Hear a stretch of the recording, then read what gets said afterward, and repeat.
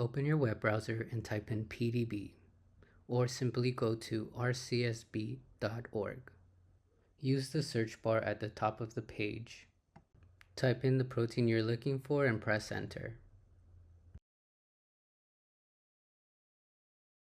You can click the Download Files drop-down menu and get the PDB format file here.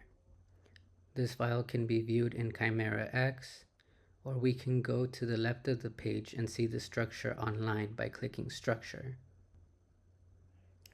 Once there, you can just visualize the protein of interest, or you can select which representations are visible. Export your desired representations in USDZ format.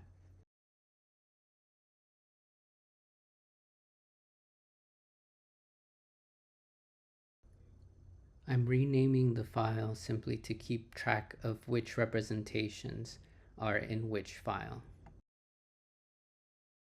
Next, I want a different representation, so I click the drop-down menu and find the molecular surface representation and click on that.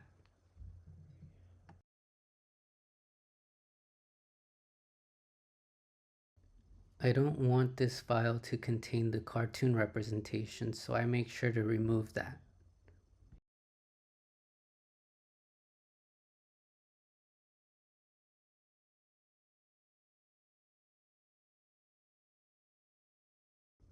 Once again, I export geometry as a USDZ file and rename that one as well.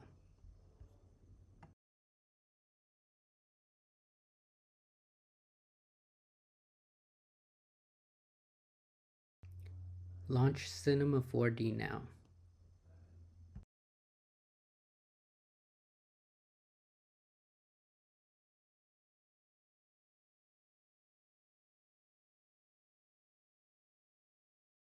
You can drag and drop the file now into Cinema 4D and select the target rendering engine. In my case, I use Redshift.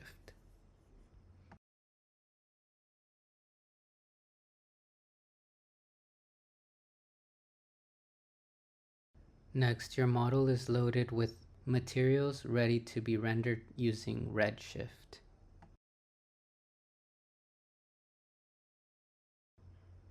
Next, I import my cartoon ribbon model by drag and dropping, and once again selecting Redshift.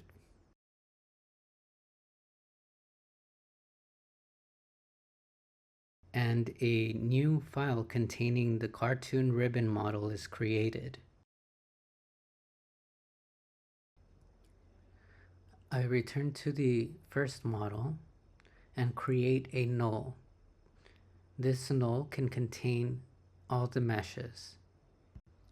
To do so, I select the first mesh, and while holding Shift, I select the last mesh, then click, drag, and drop it into the null. With the null selected, click Ctrl-C to copy your group of meshes, then head over to your next file and paste it there. We will do the same thing for the other group of meshes. That is, create another null, select the other group of meshes, then drag and drop them into the new null you created. Additionally, you'll see that I've renamed each null to reflect the meshes that are contained within them. You can choose to preview your meshes now by going into RS Render View mode. That would be Redshift Render View. Hit the play button and drag and drop the pane as you'd like in your workspace. And I drag mine next to the viewport so I can see them side by side. You'll notice there is a Redshift sky in this file.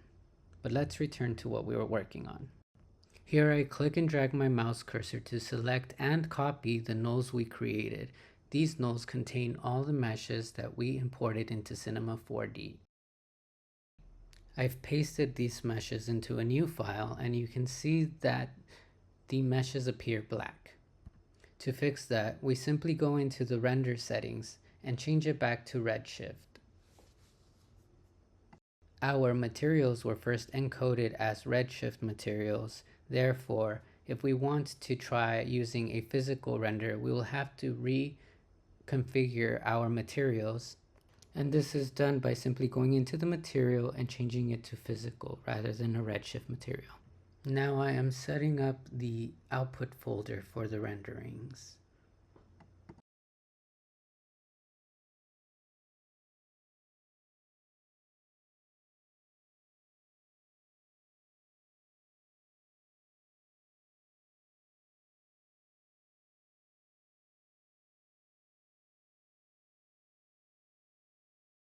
I also make sure that I have my preferred file type output selected.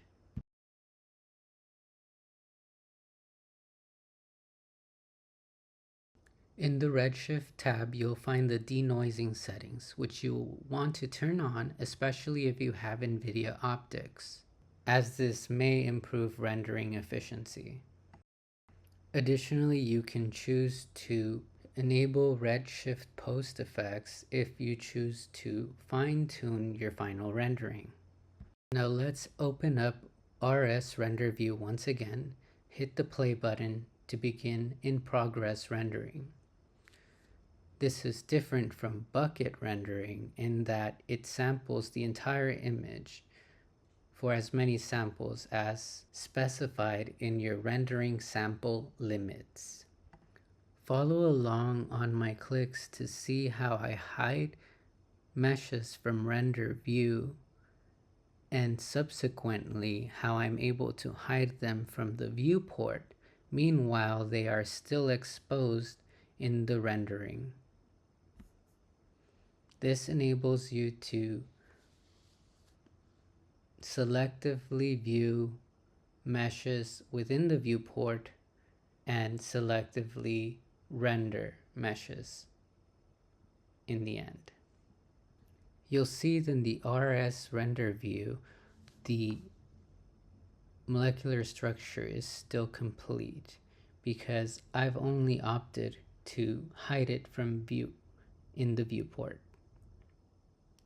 You'll notice that the real-time rendering shown in the RS render view is affected by movement of the camera in the viewport. If I had created an actual camera, the selected camera view will take precedence. You'll notice that I've hit the entire group molecular surface from view by simply going to the null and changing the options from there. The hierarchy obviously dictates which options are prioritized. We can improve our model by selecting the materials applied to them and modifying their opacity, emission, transmission, and several other settings. You can further develop this material using many other features that employ a procedural node graph workflow for generating materials. For now, I will simply reduce the opacity of the molecular surface so that we can see the ribbon in the rendering.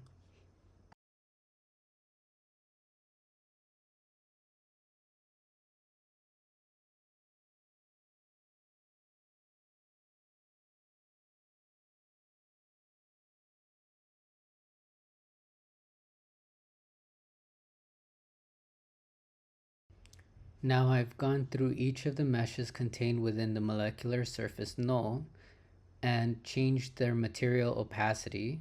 I can now go into Redshift render view mode, hit the play button to start in progress rendering, and see the result.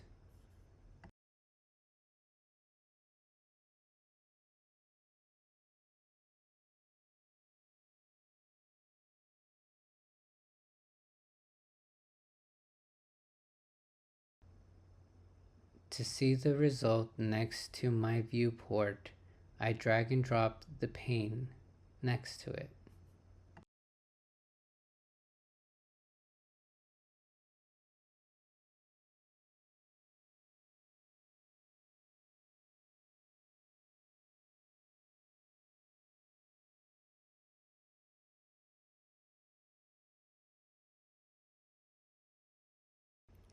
The benefits of having real-time rendering, such as we have here in the RS render view, is that we get to modify the materials and see in real time how those changes affect the rendering output. Progressive rendering, again, samples the entire image for as many samples indicated in these settings. Bucket rendering is different from progressive rendering and is usually reserved for final rendering. That is because, once again, progressive rendering allows us to view changes more quickly and how they will be interpreted by the final rendering. Not to the fullest extent, however, it's close enough.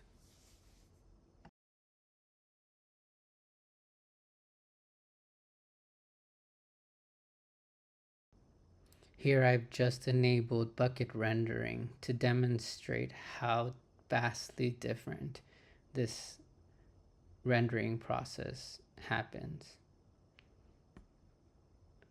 Bucket rendering takes in the lighting information first and then begins to render one region at a time based on the bucket size, and it does so in a spiral fashion if dictated to do so.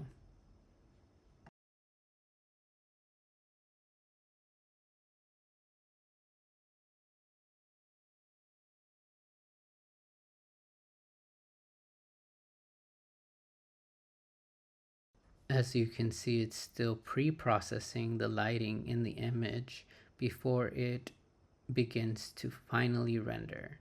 This is why bucket rendering is not typically used when you are still working on the model and actively making changes either to the camera movement or to the materials. Here is what was meant earlier about bucket rendering occurring in a spiral fashion.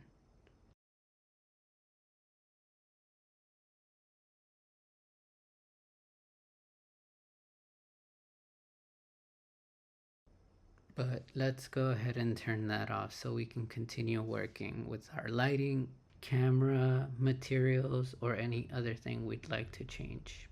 Prior to initiating the final render, I've added a redshift sky, and I can enable or disable the background if I'd like.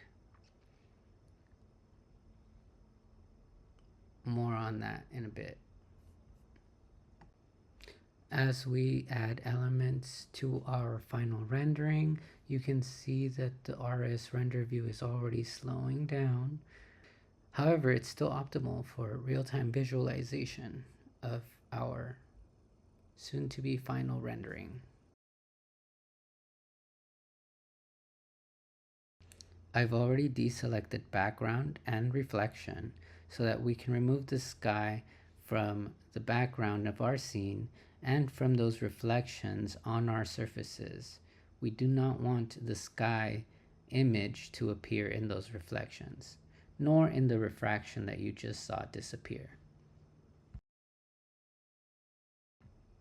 What we've retained, however, is the lighting and the lighting direction, which can be modified by simply rotating the sunlight direction.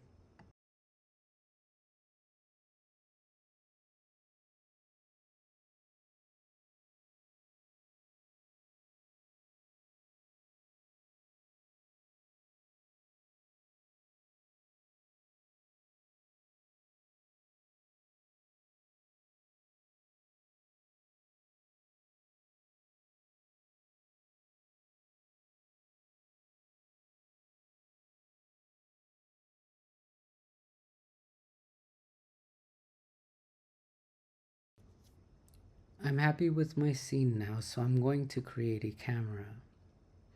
In this camera, we can set up options so that there is an object that is in focus. especially if you're choosing to use depth of field. You want to make sure that your camera is focused on the object you want to be most in focus. Then you can adjust the blurring effect from the depth of field by adjusting the aperture.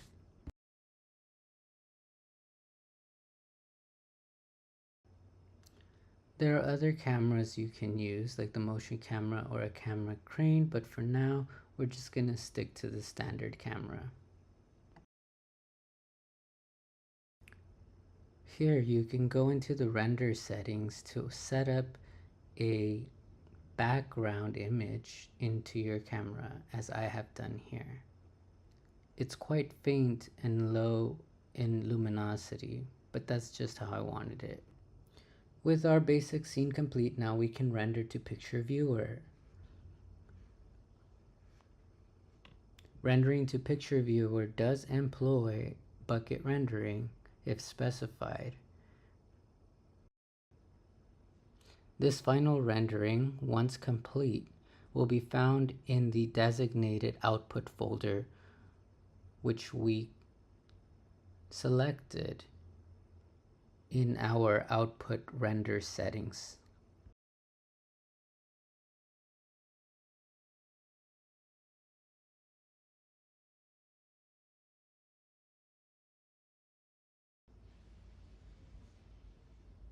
A 4K image like this will take some time to render. At this point, you can walk away and come back to your rendering once it's finished.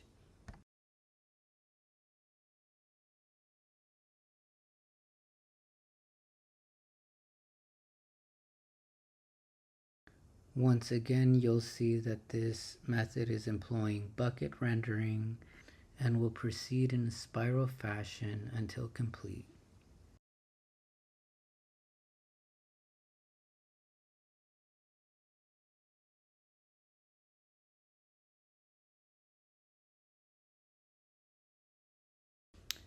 And finally, here is the final rendering. Hopefully this has been helpful. Thank you for your time.